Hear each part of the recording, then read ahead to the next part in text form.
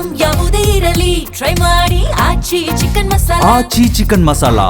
ವಯಸ್ಸು 30 ದಾಟುತ್ತಿದ್ದಂತೆ ನಮ್ಮ ದೇಹದಲ್ಲಿ ಹಲವಾರು ಸೂಕ್ಷ್ಮ ಬದಲಾವಣೆಗಳು ಕಾಣಿಸಿಕೊಳ್ತವೆ. 20ರ ಹರೆಯದ ಚೈತನ್ಯ ಮತ್ತು ಚಟುವಟಿಕೆಗಳು 30ರ ನಂತರ ಬೇರೆ ರೀತಿಯಲ್ಲಿ ರೂಪುಗೊಳ್ತವೆ. 30ರ ನಂತರ ಜೀವನದಲ್ಲಿ ಜವಾಬ್ದಾರಿಗಳು ಹೆಚ್ಚಾಗುವುದರ ಜೊತೆಗೆ ದೇಹದ ಚಯಾಪಚಯ ಕ್ರಿಯೆಯೂ ನಿಧಾನವಾಗುತ್ತೆ.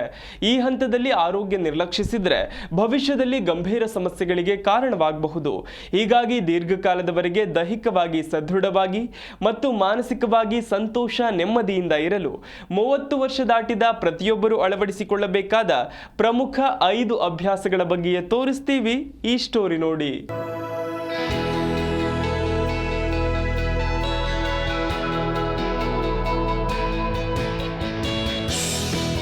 30ರ ಹರೆಯವನ್ನ ತಲುಪಿದ ನಂತರ ನಮ್ಮ ದೇಹದಲ್ಲಿ ಹಲವಾರು ಸೂಕ್ಷ್ಮ ಬದಲಾವಣೆಗಳು ಕಾಣಿಸಿಕೊಳ್ಳುತ್ತೆ.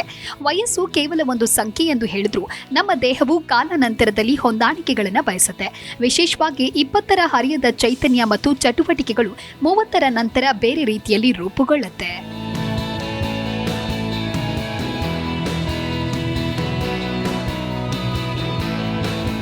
30ರ ನಂತರ ಜೀವನದಲ್ಲಿ ಜವಾಬ್ದಾರಿಗಳು ಹೆಚ್ಚಾಗೋದ್ರೊಂದಿಗೆ ದೇಹದ ಚಯಾಪಚಯ ಕ್ರಿಯೆಯು ನಿಧಾನವಾಗುತ್ತೆ.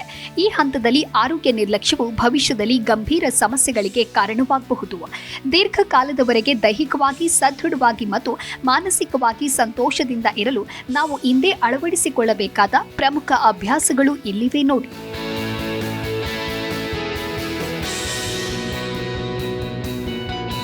ನಿದ್ರೆಗೆ ಪ್ರಾಧಾನ್ಯತೆ. ಚಿಕ್ಕ ವಯಸ್ಸಿನಲ್ಲಿ ತಡರಾತ್ರಿಯವರೆಗೆ ಎಚ್ಚರವಿದ್ದು ಬೆಳಗ್ಗೆ ಬೇಗ ಏಳೋದು ಸುಲಭವಾಗಿರಬಹುದು. ಆದರೆ 30ರ ನಂತರ ಈ ಅಭ್ಯಾಸವು ಹಾರ್ಮೋನ್ ಸಮತೋಲನದ ಮೇಲೆ ನಕಾರಾತ್ಮಕ ಪರಿಣಾಮ ಬೀರುತ್ತೆ. ಸಾಕಷ್ಟು ನಿದ್ರೆ ಇಲ್ಲದಿದ್ರೆ ವಿಪರೀತ ಆಯಾಸ, ತೂಕ ಹೆಚ್ಚಳ, ಮಾನಸಿಕ ಒತ್ತಡ ಹಾಗೂ ರೋಗ ನಿರೋಧಕ ಶಕ್ತಿ ಕುಗ್ಗುವ ಸಾಧ್ಯತೆ ಇರುತ್ತೆ. ಪ್ರತಿದಿನ ರಾತ್ರಿ ಕನಿಷ್ಠ 7ರಿಂದ 8 ಗಂಟೆಗಳ ಕಾಲ ಆಳವಾದ ನಿದ್ರೆಯನ್ನ ರೂಢಿಸಿಕೊಳ್ಳಿ. ಮಲಗುವ ಮತ್ತು ಏಳುವ ನಿಗದಿತ ವೇಳಾಪಟ್ಟಿಯನ್ನು ಅನುಸರಿಸೋದ್ರಿಂದ ದೇಹದ ಜೈವಿಕ ಗಡಿಯಾರ ಸರಿಯಾಗಿ ಕಾರ್ಯನಿರ್ವಹಿಸಲು ಸಹಕಾರಿಯಾಗುತ್ತೆ.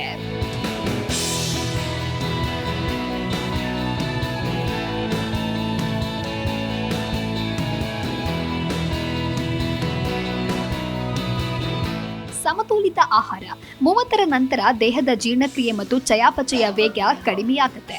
ಅಂದ್ರೆ ನೀವು ಸೇವಿಸುವ ಅನಾರೋಗ್ಯಕರ ಆಹಾರ ಅಥವಾ ಅತಿಯಾದ ಸಿಹಿ ತಿಂಡಿಗಳು ಬೇಗನೆ ಕೊಬ್ಬಾಗಿ ಪರಿವರ್ತನೆಯಾಗುವ ಸಾಧ್ಯತೆ ಹೆಚ್ಚು. ಆದ್ದರಿಂದ ನಿಮ್ಮ ಆಹಾರದಲ್ಲಿ ಹಸಿರು ತರಕಾರಿಗಳು, ಹಣ್ಣುಗಳು ಮತ್ತು ಬೇಳೆಕಾಳು, ಮೊಟ್ಟೆ, ಪನ್ನೀರ್ನಂತಹ ಪ್ರೋಟೀನ್ ಯುಕ್ತ ಪದಾರ್ಥಗಳನ್ನು ಹೆಚ್ಚಾಗಿ ಸೇರಿಸಿಕೊಳ್ಳಿ. ಅತಿಯಾದ ಸಕ್ಕರೆ ಅಂಶವಿರುವ ಪಾನೀಯಗಳು, ಸಂಸ್ಕರಿಸಿದ ಆಹಾರ ಪದಾರ್ಥಗಳು ಮತ್ತು ಎಣ್ಣೆಯಲ್ಲಿ ಕರಿದ ತಿಂಡಿ ತಿನಿಸುಗಳನ್ನು ಕಡಿಮೆ ಮಾಡಿ. ಇನ್ನು ದಿನವಿಡೀ 3ರಿಂದ 4 ಲೀಟರ್ ನೀರು ಕುಡಿಯೋದು ಅತ್ಯಗತ್ಯ.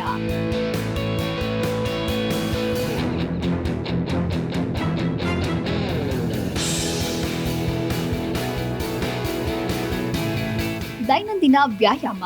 30ರ ನಂತರ ಸ್ನಾಯುಗಳ ಸಾಂದ್ರತೆ ಕ್ರಮೇಣ ಕಡಿಮೆಯಾಗಲು ಪ್ರಾರಂಭಿಸುತ್ತೆ. ಈ ಹಂತದಲ್ಲಿ ಫಿಟ್ ಆಗಿರೋದು ಕೇವಲ ಸೌಂದರ್ಯಕ್ಕಾಗಿ ಮಾತ್ರವಲ್ಲ, ಇದು ಉತ್ತಮ ಆರೋಗ್ಯಕ್ಕೆ ಅನಿವಾರ್ಯವಾಗಿದೆ. ಪ್ರತಿದಿನ ಕನಿಷ್ಠ 30 ನಿಮಿಷಗಳ ಕಾಲ ವೇಗವಾಗಿ ನಡೆಯೋದು, ಯೋಗಾಭ್ಯಾಸ ಅಥವಾ ಲಘು ವ್ಯಾಯಾಮಗಳನ್ನು ತಪ್ಪದೇ ಮಾಡಿ.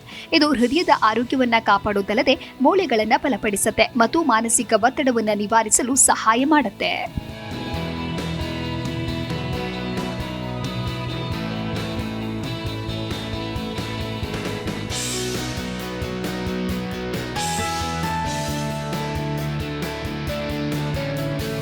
ಮಾನಸಿಕ ಆರೋಗ್ಯ. 30ರ ನಂತರ ಕೆಲಸದ ಒತ್ತಡ, ಕೌಟುಂಬಿಕ ಜವಾಬ್ದಾರಿಗಳು ಮತ್ತು ಭವಿಷ್ಯದ ಆತಂಕಗಳು ಹೆಚ್ಚಾಗೋದು ಸಹಜ. ದೈಹಿಕ ಆರೋಗ್ಯಕ್ಕೆ ನೀಡುವಷ್ಟೇ ಪ್ರಾಮುಖ್ಯತೆಯನ್ನ ಮಾನಸಿಕ ಆರೋಗ್ಯಕ್ಕೂ ನೀಡೋದು ಮುಖ್ಯ. ಒತ್ತಡದ ನಿರ್ವಹಣೆಗಾಗಿ ಪ್ರತಿದಿನ ಕನಿಷ್ಠ 10 ನಿಮಿಷಗಳ ಕಾಲ ಧ್ಯಾನ ಮಾಡಿ. ನಿಮಗೆ ಸಂತೋಷ ನೀಡುವ ಹವ್ಯಾಸಗಳಲ್ಲಿ ತೊಡಗಿಸಿಕೊಳ್ಳಿ. ಸ್ನೇಹಿತರೊಂದಿಗೆ ಉತ್ತಮ ಸಮಯ ಕಳೆಯೋದು ಅಥವಾ ಪ್ರಕೃತಿಯ ನಡುವೆ ಸಮಯ ಕಳೆಯೋದು ನಿಮ್ಮ ಮನಸ್ಸನ್ನ ಪ್ರಫುಲ್ಲವಾಗಿರಿಸುತ್ತೆ.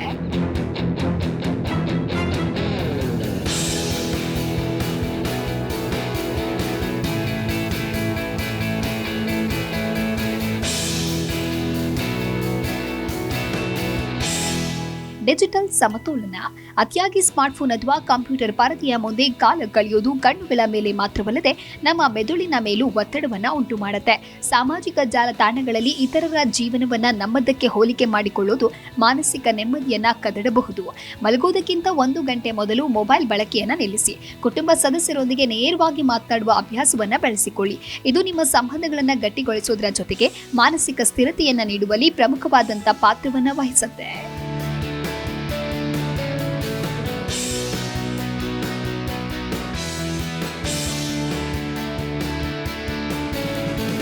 ಒಟ್ಟಾರೆ 30ರ ಹರೆಯವು ಜೀವನದ ಒಂದು ಸುಂದರ ಹಾಗೂ ನಿರ್ಣಾಯಕ ಘಟ್ಟ.